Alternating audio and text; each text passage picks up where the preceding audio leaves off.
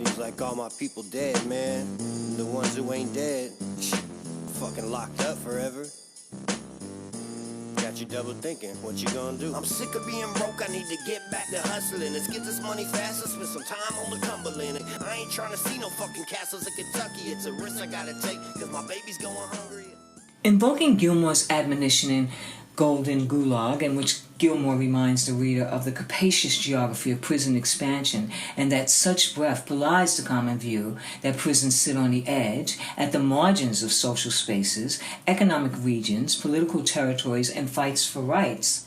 Kentucky's prison expansion since the 1970s can also be situated in this context, as the Commonwealth is the location for 13 prisons run by Kentucky's Department of Correction.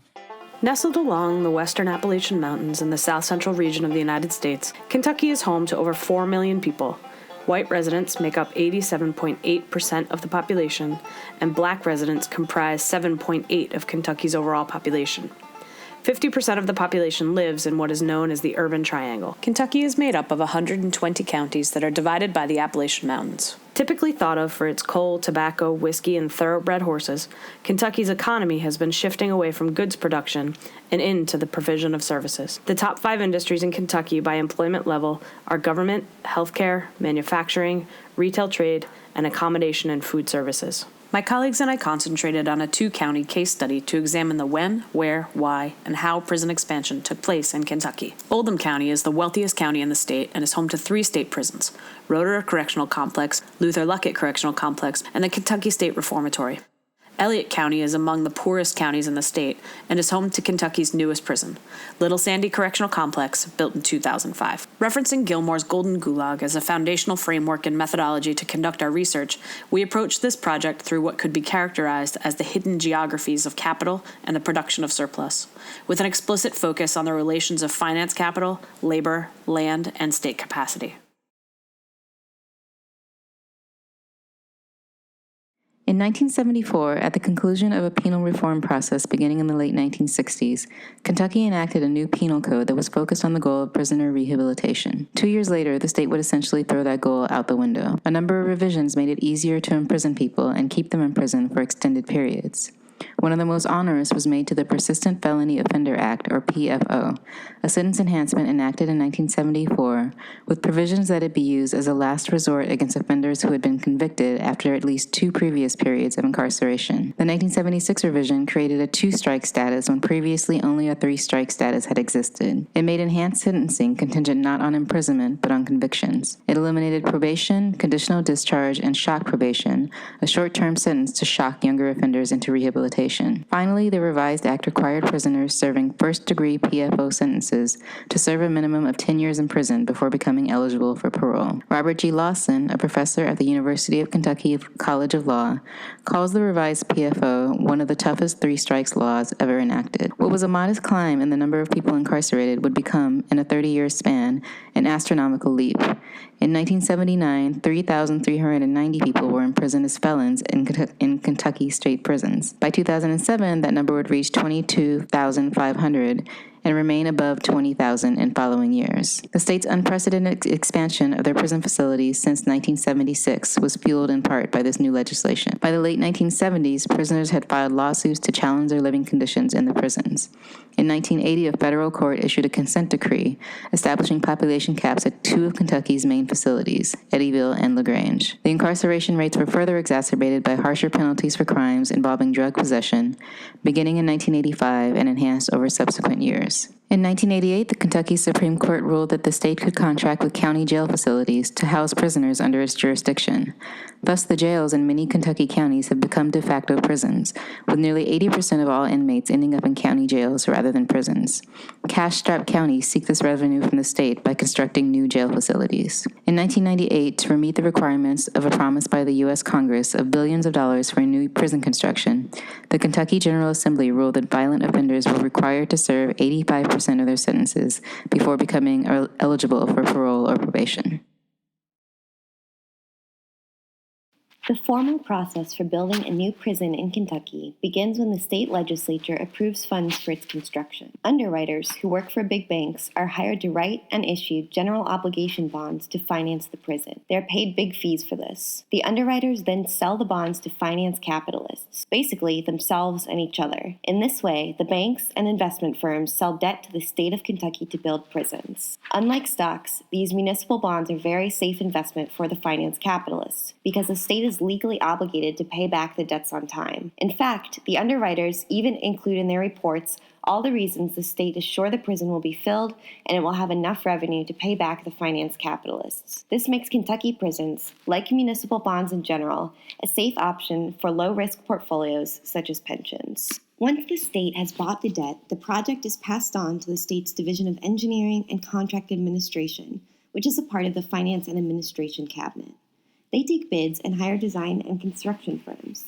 Little Sandy was Kentucky's first design-build project, meaning the design and construction companies collaborated throughout the project.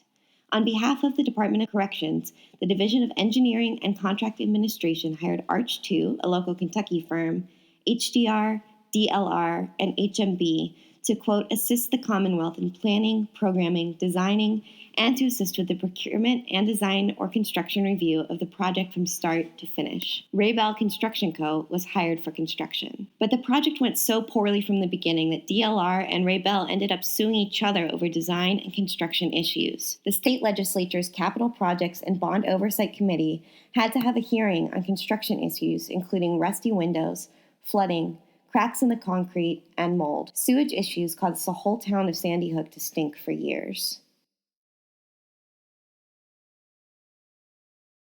Prisons tend to be concentrated in the poorer counties of Kentucky. Although they are purported to bring jobs and economic development, their economic impact is marginal at best. There is a statistically significant negative correlation between the presence of a prison in a county and the per capita income of that county. A look at the economic history of Elliott County can help us to better understand the impact of the prison for people in the county. Elliott County ranks 115th in per capita income. According to the Appalachian Regional Commission, Elliott County is considered an economically distressed region. Between 1970 and 2000, the relative number of jobs in mining, farming, manufacturing, and construction have declined, while the number of lower-paying service jobs has increased. The federal tobacco program was established in 1938 to raise and stabilize tobacco prices and income. Kentucky is the largest producer of burley tobacco, a late-colored, air-cured tobacco used primarily in cigarettes. Elliott County was ranked by the Kentucky Long-Term Policy Research Center as the fourth most vulnerable tobacco-dependent county. In 2004, the Tobacco Transition Payment Program, also known as the Tobacco Buyout, became legislation that ended the federal tobacco program. The market value of tobacco in the county dropped from a 1992 high of $3,330,000 to a low in 2007 of $293,000. According to a volunteer at the Elliott County Historical Society, the land that now houses the Little Sandy Correctional Complex was once a tobacco farm.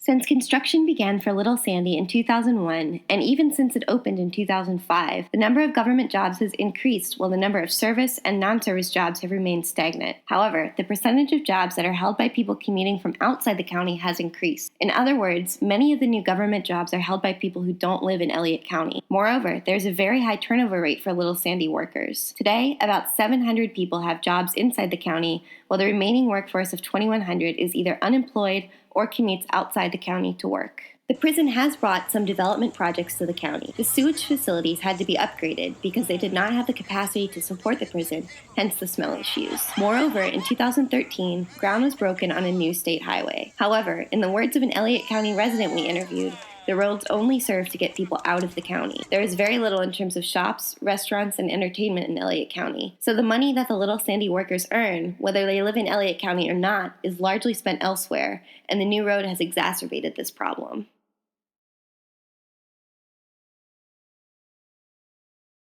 Elliott County's population is 7,852. The racial makeup of Elliott County is 99.04% white and 0.07% black. Elliott County is the site of Kentucky's newest prison, Little Sandy Correctional Complex, built in 2005.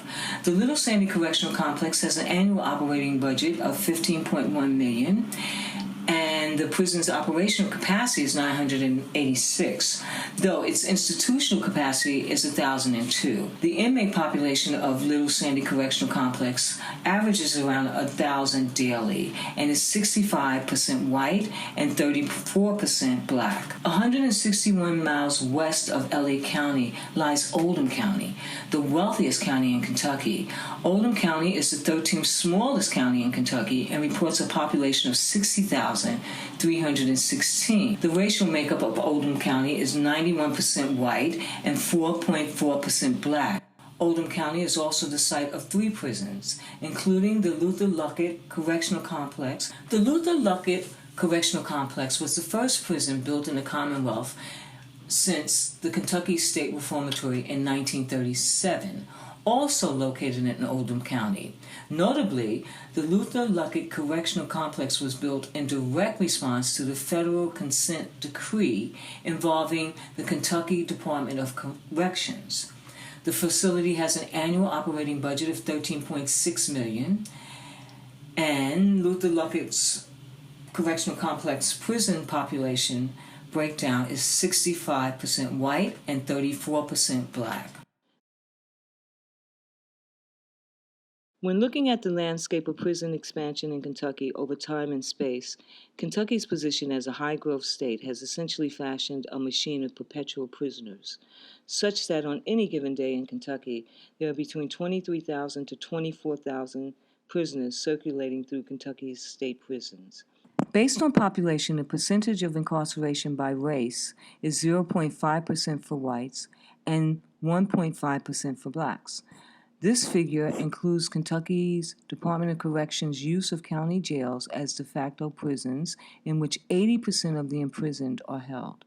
The question of what has changed over time in Kentucky can be viewed most vividly as reflected in the numbers of those who have been imprisoned from 3,000 in 1970 to 23,000 in 2016. Thus, the prison population in Kentucky's institutions has increased by more than 7 times between 1970 and 2016. And while the percentage of incarceration for blacks and whites has remained relatively constant at 65% for whites and 34% for blacks, these figures illustrate the disproportionate numbers of the imprisonment of blacks based on the actual number of black residents in Kentucky. In conversation, what has also changed dramatically over time and contributes to Kentucky's status as a high-growth state is the length of sentences. In 1997, Kentucky led the nation in average time served for Part 1 violent offenders, with an average sentence of 87 months or 7 years and 3 months.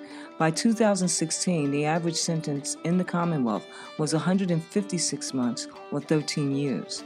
At core, Kentucky's designation as a high-growth state can be viewed as a multifaceted study of extraction, severing, and segregation inherent to the circulation of and containment of criminalized populations. This can be characterized as regimes of governance, rooted in the logic of neoliberalism and the mechanisms of incapacitation as a continuity of capital accumulation by dispossession.